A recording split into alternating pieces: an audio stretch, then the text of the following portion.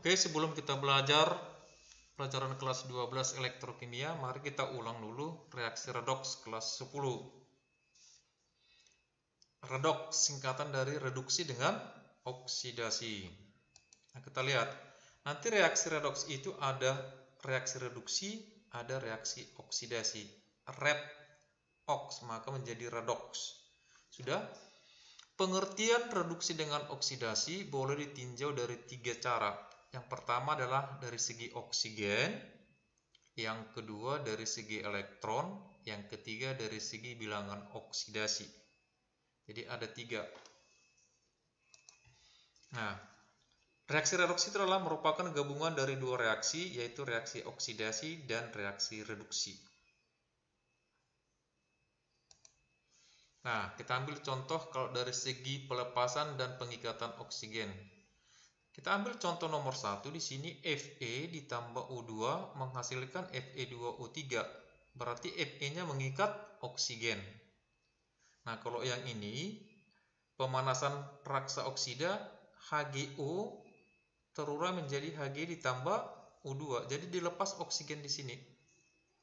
Jadi kalau dilepas oksigen maka dia menjadi reduksi, sedangkan kalau mengikat oksigen disebut oksidasi.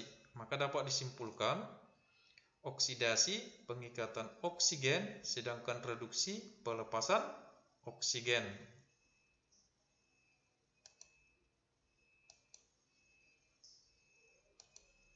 Nah, dari segi elektron. Nah, kalau ada reaksi 2Cu ditambah O2 menghasilkan 2CuO. Nah, kita uraikan satu persatu. Berarti Cu berubah menjadi Cu2 positif. Sudah? Nah, di sini kan 0. Di sini 2 positif. Supaya setara dia, maka harus ditambahkan elektron. Elektronnya sebanyak 4 karena 2 positif, di sini masih 0, supaya habis maka ditambah 4 elektron.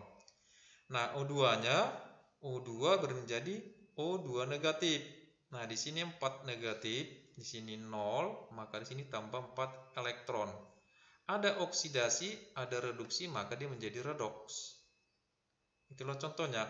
Sama dengan contoh nomor 2, Cu ditambah Cl2 menghasilkan CuCl2. Kita uraikan satu persatu. Cu berubah menjadi Cu2 positif. Maka di sini muatannya lebih besar, maka tambah 2 elektron. Di sini yang di bawahnya Cl negatif, di sini Cl2, maka lebih besar muatan di sini tambah elektron. Maka oksidasi ini reduksi. Disimpulkan oksidasi adalah pelepasan elektron, sedangkan reduksi pengikatan elektron. Nah, kalau dari segi biloks, maka kita lihat di sini Cu2 positif berubah menjadi Cu, dari 2 menjadi 1, berarti turun ya. Sedangkan Zn dari 0 menjadi positif 2, naik. Maka oksidasi adalah naiknya bilangan oksidasi. Sedangkan reduksi turunnya bilangan oksidasi. Itulah pengertian oksidasi dan reduksi. Nah, kita lihat aturan penentuan bilangan oksidasi pelajaran kelas 10. Yang pertama, bilangan oksidasi unsur bebas adalah 0. Nah, contohnya yang bebas Ne, H2, O2, Cl2 ini sendiri dia bebas. Maka harganya adalah 0. Nomor 2, bilangan oksidasi monoatom sama dengan muatan ionnya. Misalnya Na positif maka biloksnya positif 1. Mg2 positif maka biloksnya positif 2. S2 negatif maka biloksnya minus 2. Yang ketiga, jumlah biloks atom-atom pembentuk ion poliatom sama dengan muatan ion poliatom tersebut. Nah, misalnya jumlah bilangan oksidasi atom S dalam atom dan atom O dalam SO4 adalah minus 2. Berarti totalnya adalah minus 2.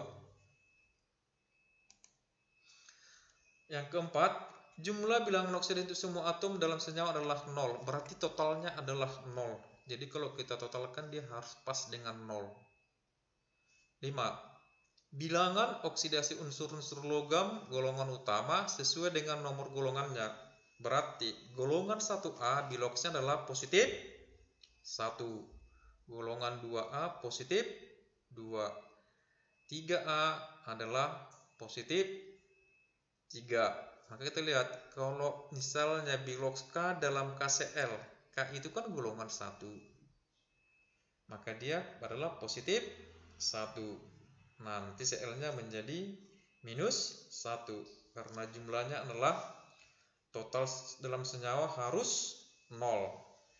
Nomor 6, bilangan oksidasi unsur-unsur logam transisi lebih dari 1.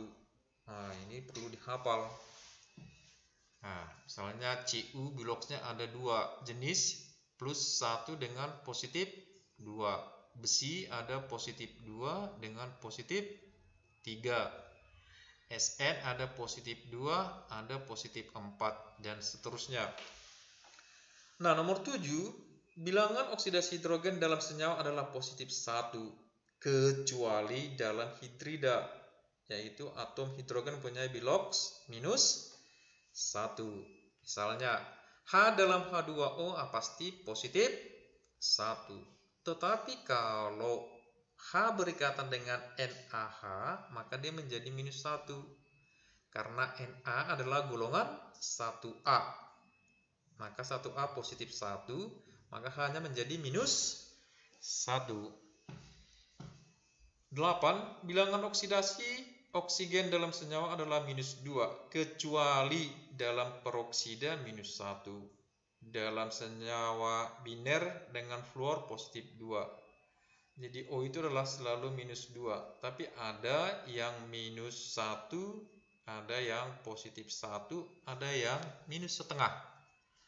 Ada namanya peroksida dengan superoksida. Nah, jadi kalau ditanya ini berapakah bilangan oksidasi Cl2? Jawabnya adalah 0, karena dia unsur bebas. Kalau NaCl, maka kita tinggal hitung. Na positif, golongan 1 positif 1, maka Cl-nya pasti minus 1. 1 dia. Ca, karena dia golongan 2, maka positif 2. Cl golongan 7, maka dia minus 1. H2O, H positif 1, maka O minus 2. NaOH, Na positif 1, O minus 2, H positif 1, maka totalnya adalah 0. Coba nomor 6, H2SO4, pasti H adalah positif 1, O minus 2, maka dapatlah ini H positif 1, O minus 2, maka S adalah positif 2 kurang 8, maka jawabnya adalah positif 6. Sudah? Maka S di sini adalah positif 6. Na positif 1, O minus 2, maka 4 kali minus 2, 8. Minus 8, 1 kali positif 3, maka dia adalah positif 3. Tambah 3 kurang 8, maka dia adalah minus 5. Supaya pas 0, maka berubah menjadi positif 5. Maka positif 5 lah di sini P-nya. Oke, CH4 udah ini. Itulah mencari bilox. Nah, seperti ini. Tentukanlah bilox Cl dalam KClO4. Tinggal cari. K itu adalah positif 1. O minus 2. Berarti adalah 24 kali minus 2. Minus 8. K. 1 kali positif 1. Positif 1. Positif 1 kurang 8. Maka minus 7. Maka Cl-nya menjadi positif 7 ya. Karena jumlahnya harus 0. Ya, itulah mencari bilox dari kelas 10. Nah, bagaimanakah cara membedakan reaksi redoks dan bukan reaksi redoks? Sudah, bagaimana caranya? Nah, kita lihat. Ag, unsur bebas, harganya 0. Cl, unsur bebas harganya 0, menghasilkan AgCl. Ag kan positif 1 di sini, Cl minus 1. Kita cari Ag dari 0 menjadi positif 1. Naik atau turun? Naik ya, maka dia menjadi oksidasi.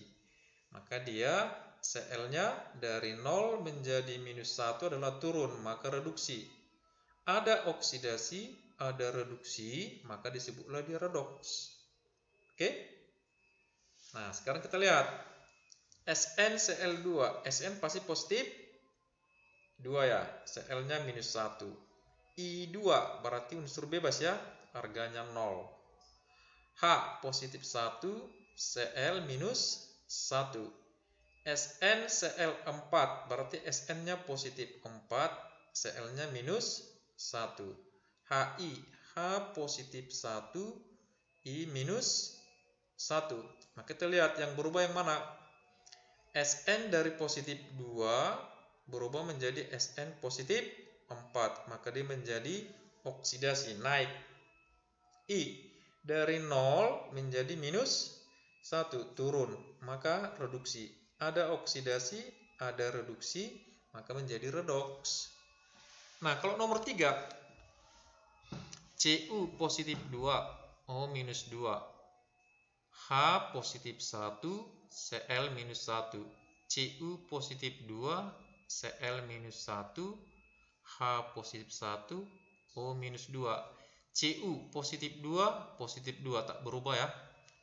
O minus 2 ke minus 2 tak berubah. H positif 1 tak berubah.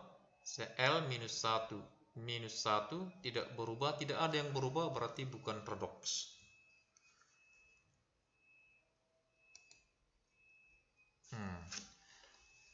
Ambil contoh, tentukanlah zat reduktor, zat oksidator, hasil reduksi dan hasil oksidasi dari reaksi redoks berikut ini. Berarti ini sudah redoks. Sudah? Langkah pertama kita cari biloxnya dulu.